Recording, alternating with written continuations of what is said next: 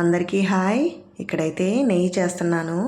కొంచెమే ఉంది అయినా కూడా చేసేస్తున్నాను. ఎందుకంటే ఫ్రిడ్జ్ అయితే క్లీన్ చేసేసాను. ఇంకా ఫ్రిడ్జ్లో పెట్టట్లేదన్నమాట సామాన్లు. ఇదైతే బయట ఇట్లా ఎక్కువ రోజులు ఉంచేస్తే వాసన అయితే వస్తుంది. అందుకని చెప్పి ఫ్రిడ్జ్ ఉదయం క్లీన్ చేసేసి ఇంకా ఇక్కడైతే నెయ్యి చేసుకుంటున్నాను అనమాట.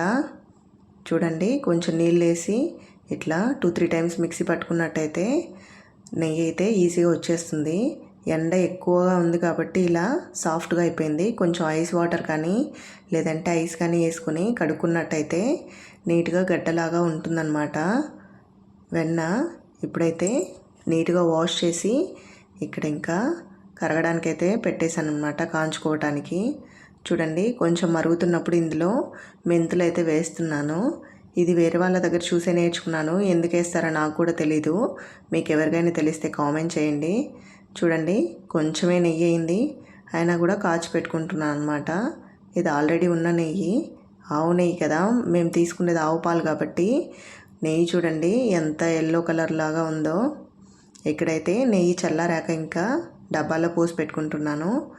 ఇంతేనండి వీడియో. నచ్చినట్టయితే వీడియోని లైక్ చేసి షేర్ చేయండి. అలాగే ఛానల్ని సబ్స్క్రైబ్ చేసుకోండి. ఫ్రిడ్జ్ డీప్ క్లీనింగ్ వీడియో అయితే నేను లింక్ కింద ఇస్తాను, ఒకసారి చెక్ చేయండి. Thank you.